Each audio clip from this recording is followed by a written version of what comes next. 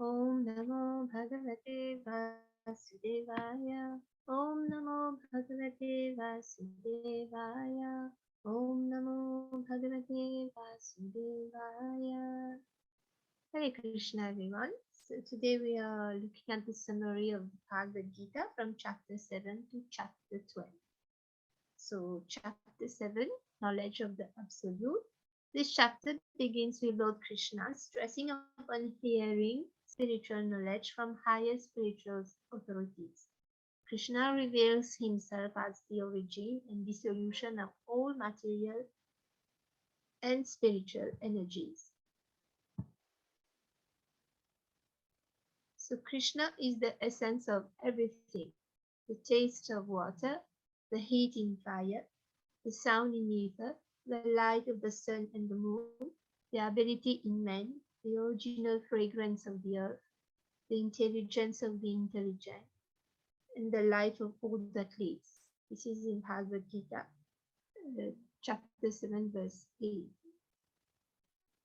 So here, Rasoham apsu kanteya prabhasmi shashi suryalo pranava sarva vedeshu shakta ke paurusham vishu.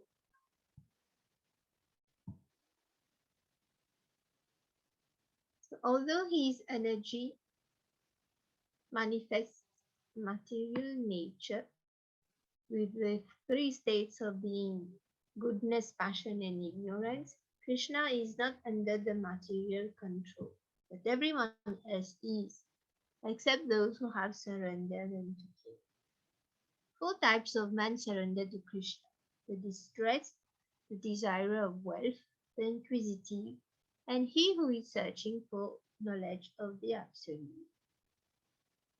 So very nice verse here.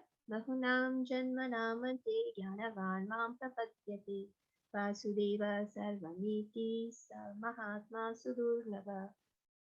Translation: after many births and deaths, he who is actually in knowledge surrenders unto me, knowing me to be the cause of all causes and all that is. Such a great soul is very rare.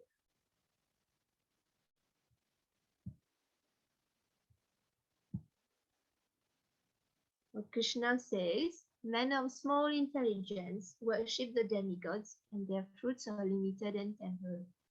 Those who worship the demigods go to the planets of the demigods, but my devotees ultimately reach my supreme planet. Chapter 7, verse 23 of Bhagavad Gita. Those who do not surrender remain covered by Krishna's temporary illusory potency and can never know him. But pious people become eligible for surrender to devotional service. Among them, those who understand that Krishna is the cause of all causes, engage in devotional service with great determination, and become dear to Krishna. These rare souls are sure to attain. This is chapter 7. Any comments? Very good. Yes, thank you so much. Captured it well. Chapter 7. Beginning of, this is the beginning of Bhakti Yoga. The sort of middle 6 chapters are regarded to be the Bhakti Yoga, because they're protected by Karma Yoga and Jnana Yoga. So Bhakti Yoga, we always want to protect our Bhakti. So it's in the middle of the Gita. And Bhakti starts with hearing. And Krishna starts this chapter by glorifying this hearing. Just by hearing, one can, great sages have attained liberation. So it's such an important part of Bhakti. And then he describes a little bit by himself and where he can be sort of found, if you like, in this world. He's the taste of water. Rasohama Kaunteya. Now, this was really funny. One time, Trikalagya was saying to me, whenever somebody offers him water, he says, or offers him a drink, he says, yes, I'll have a drink. what's your drink? I'll have a raso amhapsu kaunteya. And of course, they'll be asked, what was that? I am the tasting water, Krishna says, referring to kaunteya, to Arjuna. So I'd like that drink, please, water. So people often think water is such a boring drink, but actually water is the most delicious. Water is the most delicious drink. Quenches the thirst. And Krishna says, I am the tasting water. So whenever we drink water, we can repeat that verse. Raso aham apsu kaunteya. And when we do that, we will actually appreciate this incredible substance that we require to live. Because 70% of our bodies are made of water. So without water, we would not survive. So, and it's that way we also remembering God, we're thanking God for the water. So it's a good practice to put into place, and it's very practical, very easy. And 4 types of people who approach him. That was the distressed, the one who wants wealth, the one who's inquisitive, and the one who's seeking the absolute truth. Now, Krishna is so kind. He says in the next verse that all of these souls are magnanimous. They're great souls, he said, saying. Even the one who wants wealth is coming to me just to get wealth. He's a great soul. Why? Because at least he's approaching me. He's not going to anybody else. He's coming to me, and I'll look after him. So he's magnanimous. So this is the broad-minded attitude of Krishna. Really broad-minded. And of course, he'll only give if it's good for us. So, and then Krishna describes the 4 types of people who don't approach him. And then, as you very nicely explained about the worship of the devatas compared to the worship of the Supreme Lord. Nutanji, anything you'd like to contribute? No, I think it's all there. Yeah. So it's a really amazing chapter, this one, actually. They're all amazing chapters, but this one has got a special, because he really clarifies. In our Sanatana Dharma, it's very broad because we worship so many different aspects of the Lord. But in the Bhagavad Gita, he makes it very, very clear. If you worship the demigods, their fruits are temporary. They and limited. And ultimately, he says also somewhere else in this Gita that, anyway, I give the demigods what they're giving to you. So, and if you worship the demigods, you go to the planets of the demigods, but that's still in this world. So he makes it very, very clear. But unfortunately, we we don't always understand this, and we get distracted very easily, and we don't keep our focus, which is a real shame. But Krishna is very clear in the Gita about his worship compared to worship of other personalities. Okay, we can, unless there's anybody else like to contribute, we can go to number 8.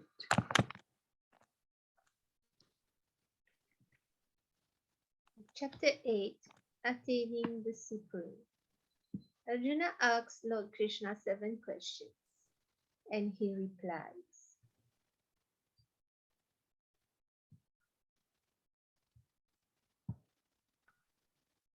So the 7 questions were, what is Brahman? Krishna says, the indestructible, transcendental living entity is called Brahman. What is the self? His eternal nature is called Adhyatma, the self. What are fruitive activities?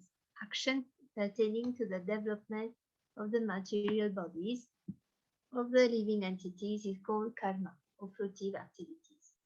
What is material manifestation? The physical nature, which is constantly changing, is called Adhibhuta. Who are demigods? The universal form of the Lord, which includes all the demigods, like those of the sun and the moon, is called Adhi Deva, who is the Lord of sacrifice.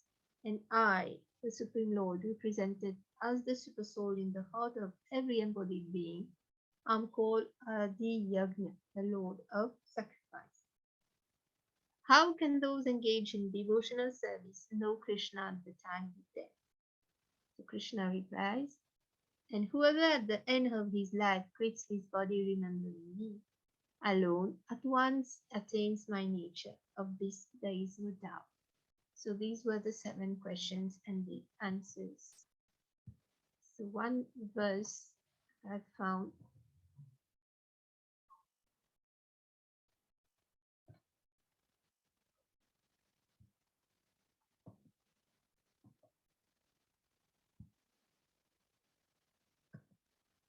Sorry, my PowerPoint is not working again.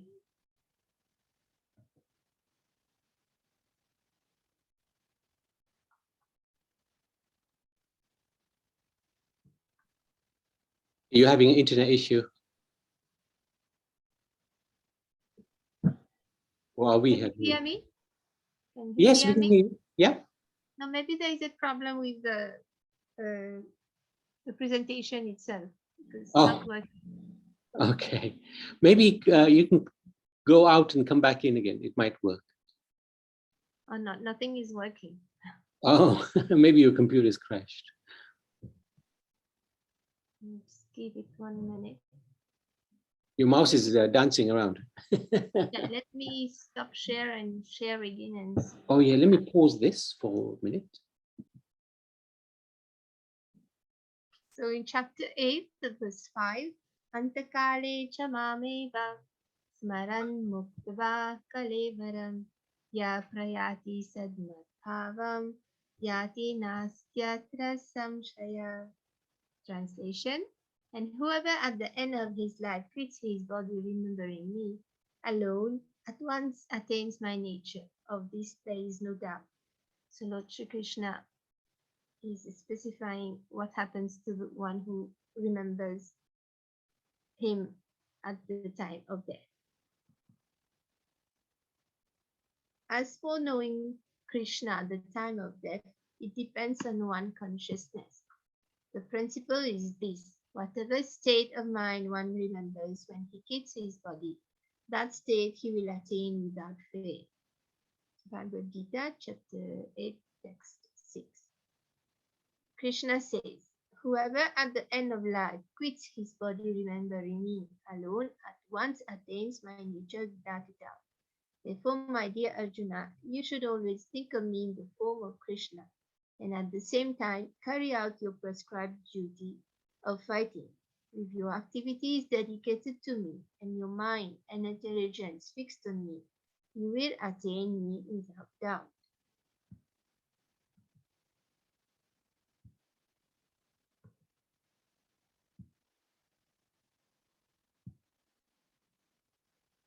During each day of Brahma, all living entities become manifest, and during his night, they merge into the unmanifested nature.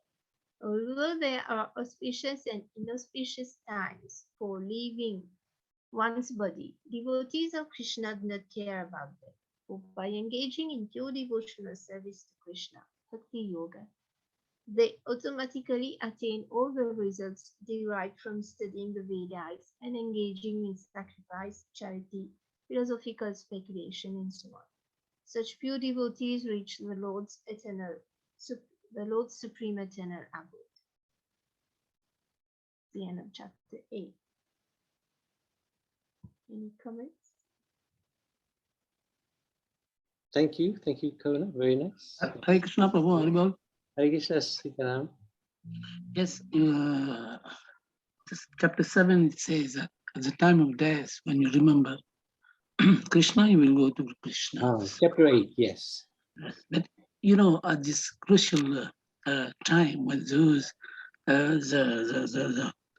you cannot still take with all facilities the you cannot breathe, and you have so much mucus. Yeah. How, and your mind is so disturbed. It's Yeah. so crucial, Prabhu. Yeah. But we devotee, we try that Krishna can come and to take me back. But it is very, very difficult and crucial. Yeah. You agree with me, Prabhu? Yeah. If we are not chanting the holy name, we are not practicing Krishna consciousness so nicely, reading all that. And remember, that is, we should be not 100%, we cannot become 100% pure. But with purified mind, it is quite possible for us. Hare Krishna. Yeah.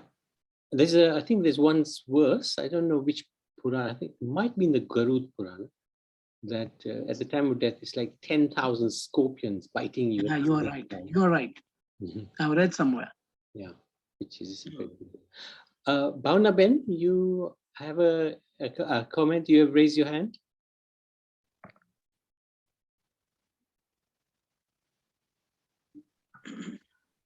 Oh, she's connecting to audio. Nutanji, is that your cousin? Yes, yes, that's Oh, my fantastic. cousin. That's my cousin. Hi, Bhavna. You're muted. Bhavna, you're muted. Let me just see if I can. She's just sorting herself out.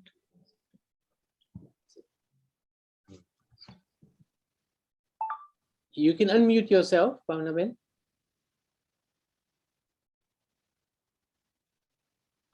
Maybe she's having. There you go. She's unmuted. Yes. Can you hear us? Yeah, I can. Okay. Thank you so much for joining us. Jai Krishna. All the way from Canada, huh? All the way from the world to the Sri Krishna. Thank you very much. Amazing, amazing. Did you had your raised hand? Did you want to say anything? No, it was just actually what happens. My son always helps me to join all this Wi-Fi things, but today he's not here. So I was a little bit struggling before, honestly, tell you. No. I'm so sorry for myself, but fantastic, fantastic, really good. So Karuna, if you don't mind, I was just going to share my screen for a minute, just for a minute. This point about consciousness at the end of our life, whatever we are thinking, we're going to attain. Now, we've got to be very careful. There's actually 3 elements which impact our next life. One is our karma, whatever we've done in our life, whatever we're doing in our life. Second is our consciousness. What are we thinking? Where's our consciousness? What is it at? What level is our consciousness? And the third is our desires. What do we want? Because Krishna fulfills what we want. Right? So those 3 things come into play. So at the end of our life, all those things will merge, will come together at the end, right? Because karma, there'll be a calculation. What has this guy done in his life? Consciousness, whatever we've been thinking throughout our life, generally, that's what we're going to be thinking at the end of our life. And desires, what we want is what's going to transfer, what Krishna is going to fulfill. So this is something that we often talk through with the children at school, and they love it. If somebody likes to sleep, that's their karma, that's what they do, that's their consciousness, they're lazy, and that's also their desire, they just want to sleep all the time. So Mother Nature or Krishna is the perfect tailor. If that's what you want to do, then a human body is not suitable for that, because human life is all about self-realization. So Krishna will arrange through his material energy to give a body to that soul, which is suitable for consciousness, for the level of consciousness. The acts is done, the karma, and the desires. Maybe give them a body of a bear, and they can sleep for 6 months a year. If they like to eat, they're gluttons, eat anything, whether it's nice or not nice, body of a pig. If they like to eat raw meat, body of a tiger or a lion. If they like to show off their body of a tree. Whatever they want, they'll get it. In the next life, it'll just be a continuation of this life, but in a different body. So we are very, very fortunate. We have this human form of life. And Guru Maharaj used to always say, the purpose of life is to become self-realized. So this is what Krishna is also saying, that whoever at the end of time, end of life, remembers him, goes back to him. So very, very important for us to imbibe this into our life. Somehow or other, we become God conscious, and sooner the better. Time is not on our side, because unfortunately we can leave this body at any moment. So whatever time we have, we use it, utilize it. We do our karmas in line with Krishna consciousness. Our consciousness, try to make it Krishna conscious. Our desires, we want to associate with the devotees, and we want to associate with the Lord. That will purify our existence. Also in this chapter, Krishna explains how the yogi who passes away when the sun is in the southern region will not end up in the heavens or in the spiritual world. The yogi who passes away in the northern, when the sun is in the northern hemisphere, will have a better chance of attaining heaven or the spiritual world. And that's why Bhishma, he waited until the sun was in the northern hemisphere. He waited. But also, Krishna explains, the devotee doesn't care whether the sun is in the south or in the north. He doesn't care, because he's always under the protection of the Supreme Lord. That's the most important thing. So that's really interesting how in this chapter Krishna gives that, that description of the destination of the devotees and the various spiritual practitioners.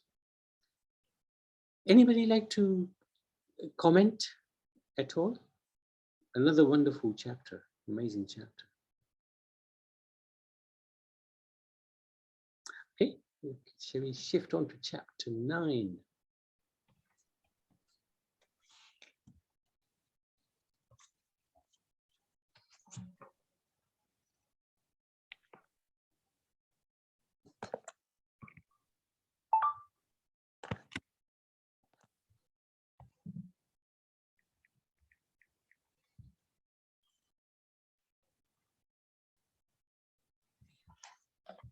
Again, same problem. Chapter 9, the most confidential knowledge. Arjuna is never envious of Lord Krishna. So this makes him the most appropriate devotee to hear the confidential knowledge. So the Supreme Personality of Godhead explains to him this most confidential knowledge and realization that will relieve him of the miseries of material existence. Verse 2, Raja Vidya Raja Guhyam Pavitram Vidam Uttamam Pratakshyavagam Dharnam Susukham Kartum Avyayam. This knowledge is the king of education, the most secret of all secrets. It is the purest knowledge, and because it gives direct perception of the self by realization, it is the perfection of religion. It is everlasting, and it is joyfully performed. Those who are not faithful in this devotional service cannot attain the Supreme Personality of God. Therefore, they return to the path of birth and death in this material world. Krishna's unmanifested form pervades everything. But Krishna himself remains detached from matter. Material nature, working under his direction, produces all moving and non-moving beings. Krishna explains the opulences and qualities of his personal form. Different worshippers reach different goals. Men who want to attain the heavenly planets worship the demigods and then take birth among them to enjoy godly delights. But such men, after exhausting their pious credits, return to earth Men who worship ancestors go to the planets of ancestors, and those who worship gods become gods. But one who worships Krishna with exclusive devotion goes to him forever.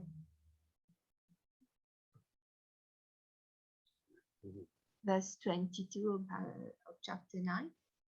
Anyas chintayanto mam yijana paryupashati isham nityabhiyuktanam yogakshemam bhakrayamam.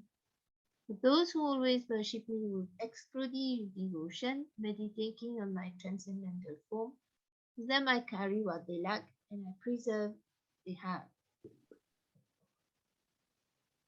The famous verse, Yat karoshi yadashnasi yat juhoshi yadasya yat tapasyasi kaunteya tat kurushva madarpanam. Whatever you do, whatever you eat, whatever you offer or give away, and whatever austerities you perform, do that, O son of Kunti, as an offering to me. Lord Krishna affirms that anyone, even the sinner or the lowborn, who with determination engages in devotional service, fixes his mind upon him in this principle of renunciation, attains liberation and the supreme destination. His devotee never perishes. The last verse of this chapter describes what Krishna consciousness and the essential teaching of the Bhagavad Gita is. To always remember Krishna and never forget him. Manmana bhava madbhakto madhyaji mam namaskuru mame vaishyasi devam atmanam madparayanaha. Engage your mind always in thinking of me, become my devotee, obeisances to me and worship me. Being completely absorbed in me, surely you will come to me. So chapter 9. Any comments? Wonderful. Thank you so much. You've brought out the main slokas as well. Nutanji, these slokas are very familiar to you? Yeah, I wanted some clarification because in my book I have said that verse 32 is a controversial verse. Would you be able to throw some light on that? Verse 32. Okay. Yeah, this is it. Yeah, verse 32. Mam hi partha vyapa shritya. Just 1 second. It says, O son of Parth, Hmm. those who take shelter in me, though they be of lower birth, women, Vaishyas, merchants. Yes. Why is it? I Good just point. Good point. wanted Yes. to bring out the controversy. I just wanted Yes, no, that's a good point. Actually, when he talks about lower birth, this is not necessarily. Oh, yeah, thank you. Yeah, brilliant. It's not necessarily that women are per se of lower birth, but it is just that there's a perception that Vaish women and Shudras have a lower birth. Right? There's a perception. But what Krishna is saying, doesn't matter what the perception is. Everybody can attain the supreme destination. Now, if we look at actually the position of women, and I'll give you an example from Krishna's own pastime, how he views the ladies and how he views the men, right? There's a pastime of one time Krishna was in the forest and the Gopas said to him, "We're hungry." Krishna said, "Okay, there are some Brahmins, pious Brahmins, who are worshipping me through yajna. Go to them and tell them Krishna is hungry and you are praying to Krishna. So give him what you're offering to the yajna." The cowherd boys went to the Brahmins, and the Brahmins, they were very busy in doing the yajna. They didn't even notice the boys. They ignored them. The boys tried to say to them, "Krishna is here. You're worshipping Krishna through the yajna, but Krishna is here, he wants some food. And they said to them, go away, we're busy doing yajna. Okay. They went back to Krishna, the boys, and said, this is what happened. What shall we do? We're starving. So Krishna said to them, go to the wives of the Brahmins. They're far more intelligent than the men. So they went to the ladies, the women. They told the ladies that Krishna is hungry. And without hesitation, the ladies, they brought all of their eatables from their homes with such great love. Oh, Krishna, the love of our life. He wants us to serve him. This is such an opportunity.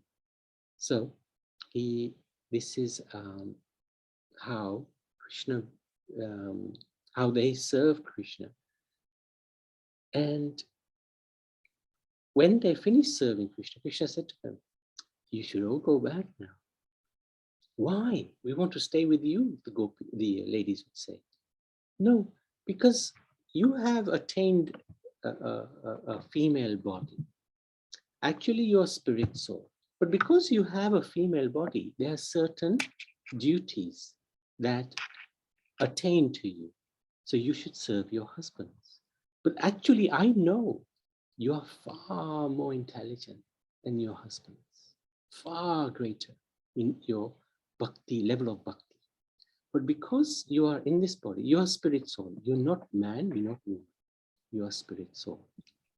But you have this body temporarily. So continue with your duty of serving your husband and continue to remember me as well. Your life is already perfect. But because you are in this body, you need to continue with your duty of serving your husbands. So although you might seem to be inferior to your husband because you're serving them, I know, and actually the whole world knows, that you are far superior than your husbands. So what Krishna is saying in this verse is, yes, women are regarded to be inferior. That is the perception. They, in the sense that they are born in a lady's body. But if a man is thinking, I am superior to my wife, that is ignorance, because we are spirit soul. And if a woman is thinking, I am inferior to this man because I'm a woman, that's ignorance as well. Why is that ignorance? Because we're not this body, we are spirit soul.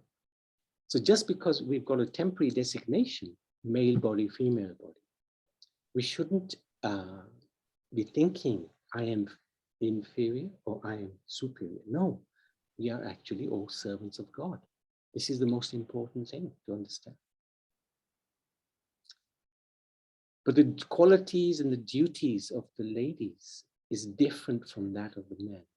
For example, the men can't have children. The men cannot bring about the next generation. What does the Vedas say about women? Right? Matri Devo Bhava.